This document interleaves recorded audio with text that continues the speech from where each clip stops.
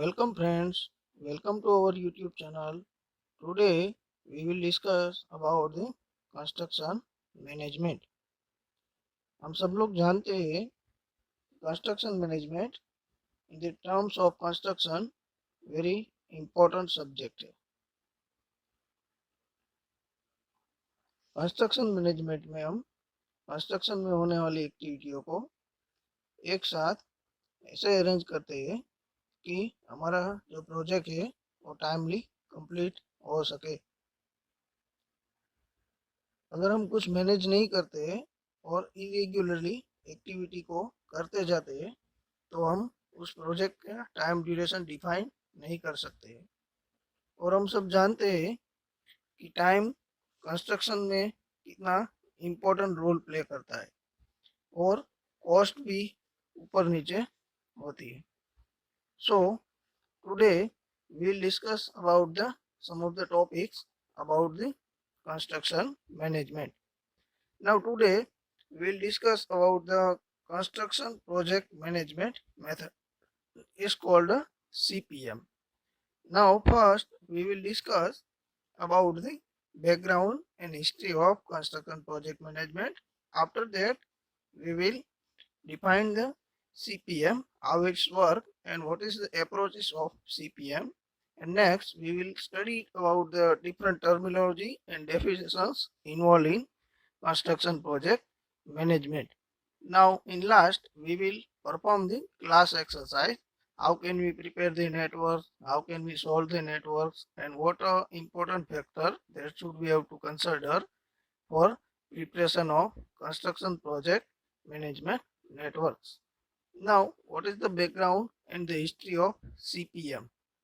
Now first, CPM is developed by the 1950s by US Navy, and we all of you know that somehow type of arrows and circles diagram are has been drawn for creating the CPM network.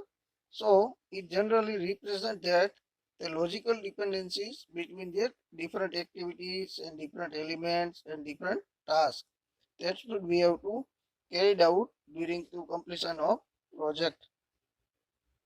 Since it has been expanded to allow for the inclusion of resources related to each activity through the process called activity based resource assignment and resource leveling. Now critical path method for the construction industry having a two approaches. First one is the non-computer approach and second one is the John Fondal approach. But now today we will discuss about the what is the CPM. What full form of the CPM is critical path method or critical path analysis. It's methodologically based on algorithm for scheduling a set of project activities. Now CPM is an important tool for effective project management. Now CPM is commonly used with all forms of project including like construction, software development, research projects, product development, engineering, plant management and many other extra research projects. Any project with interdependent activities can apply this method of scheduling. Now we will discuss about what is the CPM. Now the essential techniques for using the CPM is to construct a model of the project that includes the following. First, before applying the CPM, we have to construct the model of project that should include the following parameters. Now first we have to prepare the list of all activities to complete the project, and we also another name that types of list is called work breakdown structure. The time that each activity will take to completion. We have to also know about the how much time that should require to complete that task. Third thing is that the dependencies between the activities that should be carried out in a sequential manner when we preparing the construction path.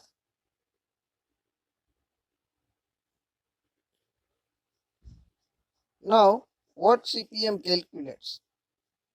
What parameter we should have to calculate for preparation of CPM, networks or critical path?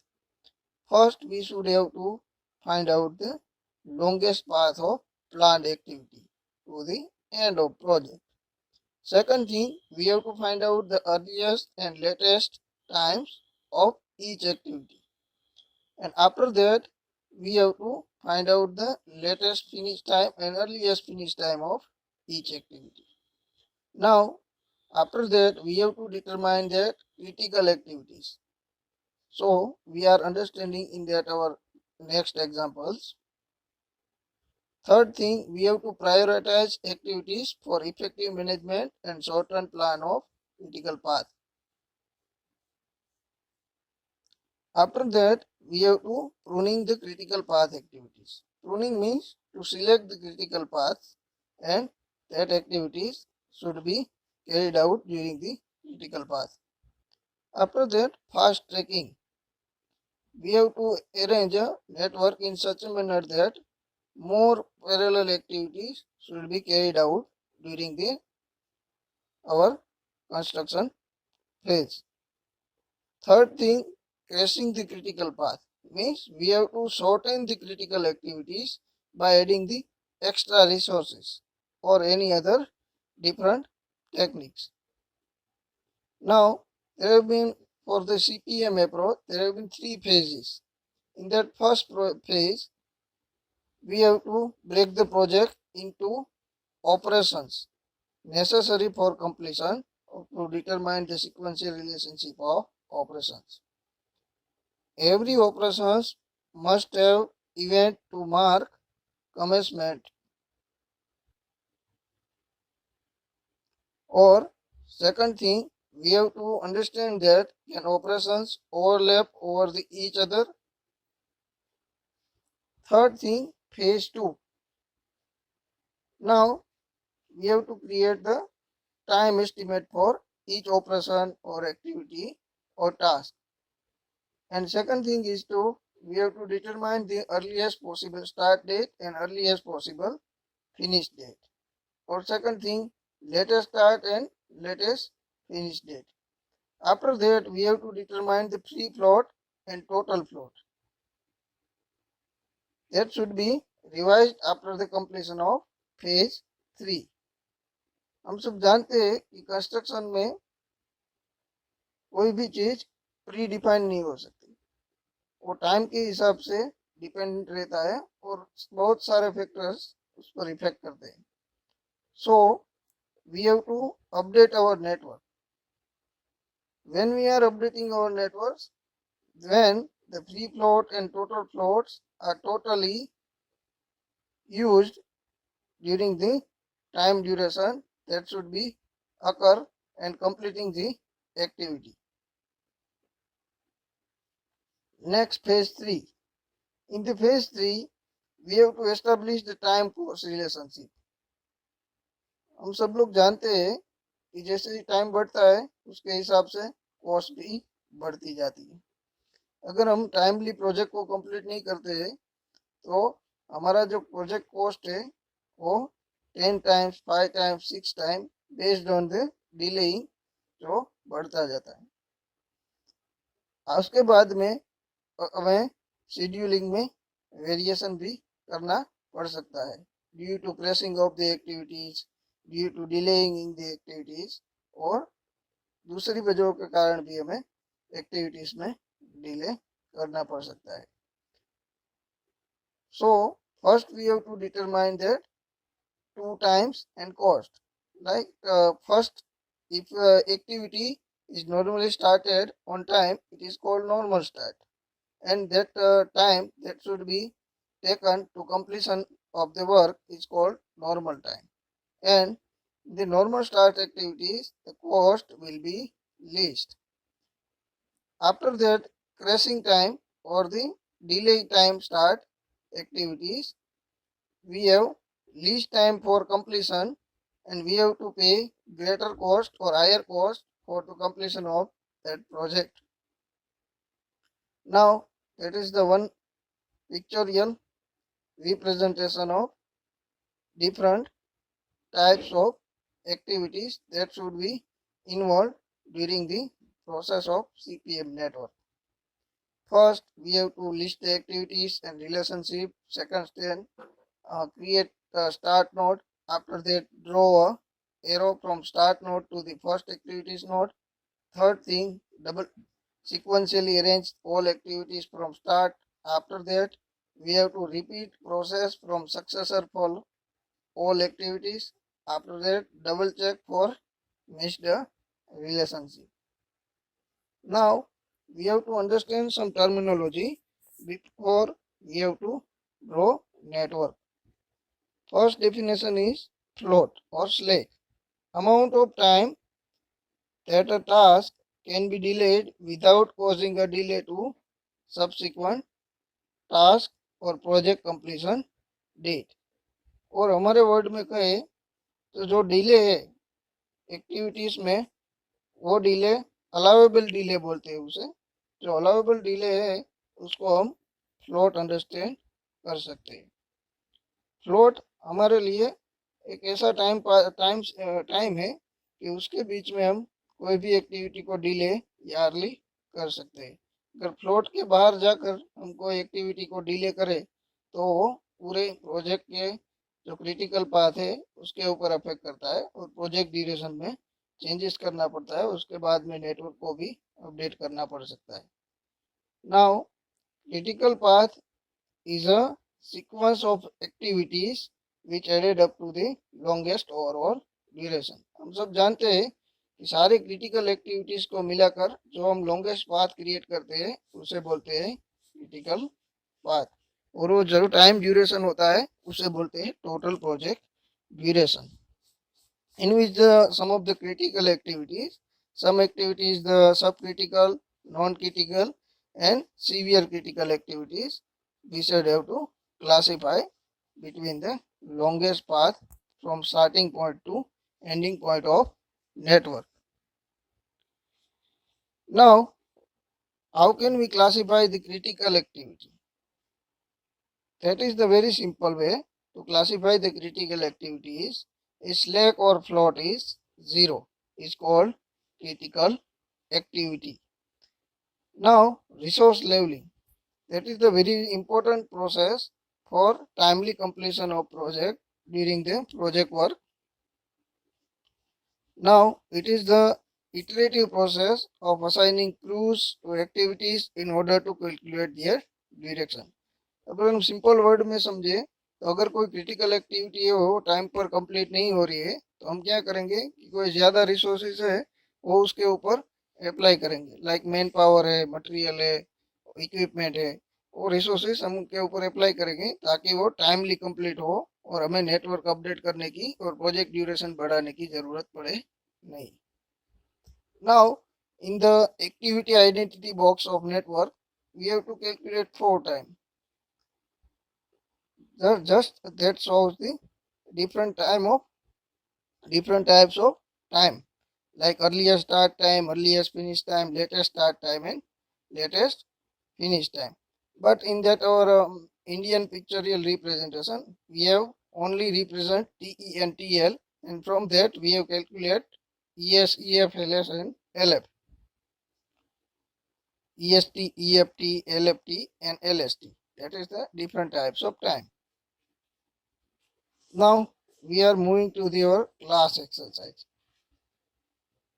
Now in that table that should given the some of the activities A, B, C, D, E, F, G, H, and it shows that some of the dependencies between the different types of activities.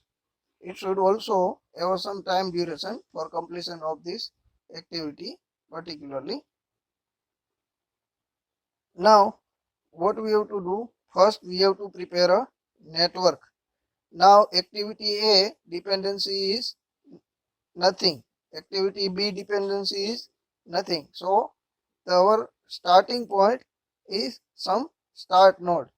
that should also represent by the circle, or we have to represent start point for our convenience purpose.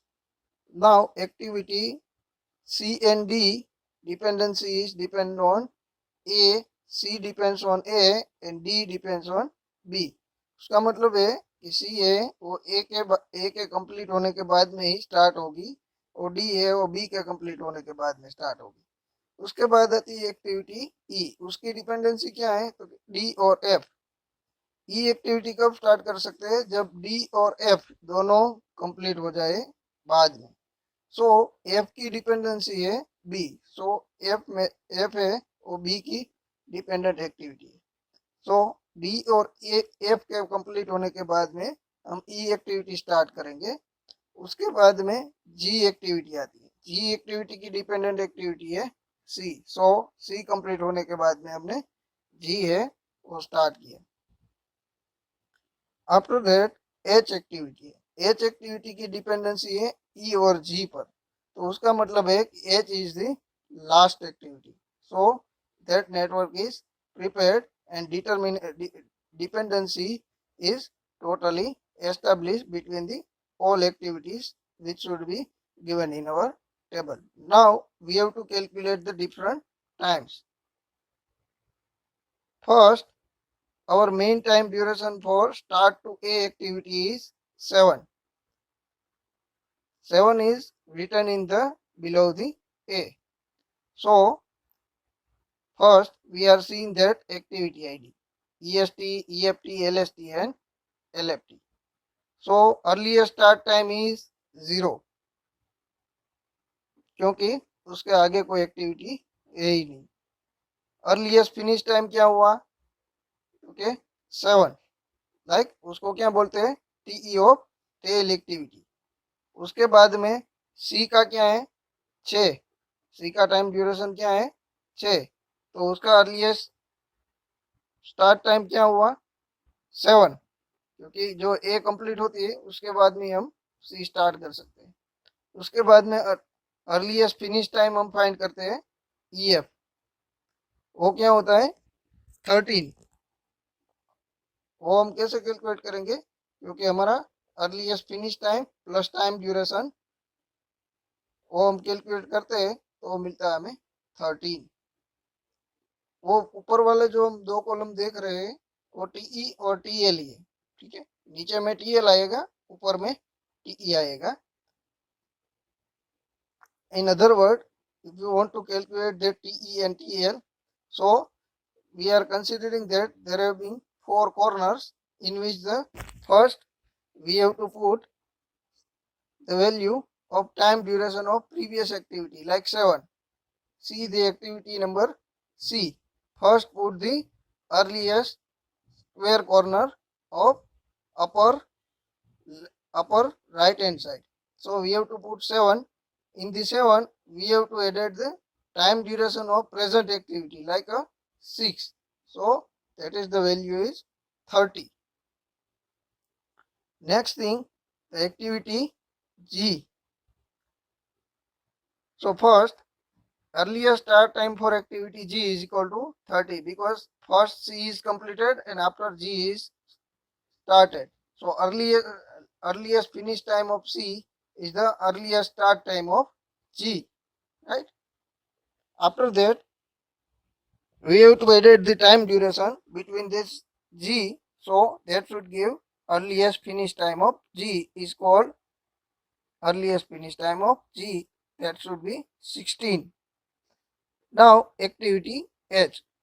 For activity H, we have to consider the two activity like G and E. So first, we have to start from B. Now first, for earliest start time of B is equal to 0. And earliest finish time of B is equal to the time duration that should be required to completion of B is 3.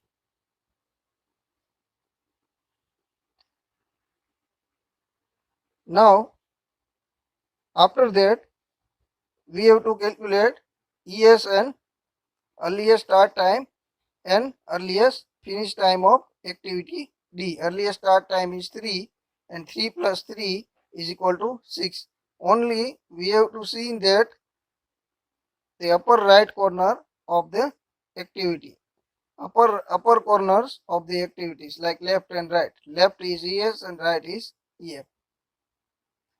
For activity E, the time duration for starting of activity E is equal to earliest finish time of activity D. For that case, we have to also consider the earliest finish time of activity F, and we have to get the maximum time for earliest start time from the both activity D and F. So first we have to calculate the activity F. Earliest start time for activity F is 3 because B is the dependent activity of activity F. After that, we have to calculate the earliest finish time of activity. So we have to add the activity duration in the earliest start time. So the earliest finish time of activity is 5. Next, we have to calculate the value of earliest start time of E. So we have to get the maximum value of earliest finish time of the previous activities. Earliest finish time of the previous activity D is equal to 6 and F is equal to 5. So we have to take maximum is equal to 6. Now for earliest finish time of activity E, we have to add the value of time duration of activity E in earliest start time of activity E. 6 plus 3 is equal to 9. Next, activity H. Earliest start time for activity H is equal to 16. Why? Because activity G earliest finish time and activity E earliest finish time. So we can get the maximum from the both 16 and 9. So we have to get 16. After that, earliest finish time of activity H is equal to 16 plus 2 is equal to 18. Now next term is for activity latest start time and latest finish time. How can we calculate? I can only understand the one or two activities. Now we can see the latest start time and latest finish time. Now first we have to calculate the latest start time. So first we have to calculate for activity H. For activity H, latest finish time is 18 because after that there is the no activity. And latest start time is seen in the previous box, latest start and latest finish. So the lower corner is the latest box is for the latest start and the latest finish time. So for activity number H, we have to subtract from the latest finish minus time duration of that activity. So latest finish and latest start. Latest finish time of activity is the latest finish of the activity is latest start time. So 18 is the latest finish time and 16 is the latest start time. So we have to subtract the time duration from the latest finish time. In that case, for activity E, we have to latest start time is 16 because latest start time 16 for H and latest finish time for activity E is 16 because that should be interdependency between the E and H. So next we have to calculate for that whole activity because we for the video duration is too long, so that should be irritable. So you have to do as per your. Now we are understanding the Gantt bar chart. What is the Gantt bar chart? In the Gantt bar chart, there is the pictorial representation of bars for completion of activity, and when the activities are completed, we have highlighted the different bars.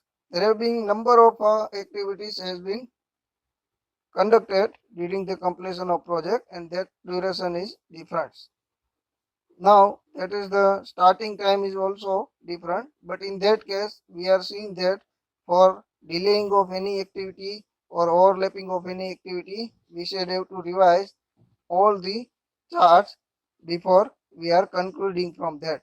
So that is the very difficult in case of Gantt bar chart for updation of network during the project management. Now what we are studied and what we have to learn from that critical path analysis. Now first we have to carry out the some of the tasks that should be have to done during our project practices that should be involved. After that, where parallel activity can be carried out. Next thing we have to understand that the shortest time in which the project can be completed. So we have to arrange such a project in such a manner that it should be completed in the shortest time. How much resource is needed to achieve a project. Next thing, the sequence of activity, scheduling and timing involved in the task priorities. Thank you. I hope you will enjoying this video. Thank you.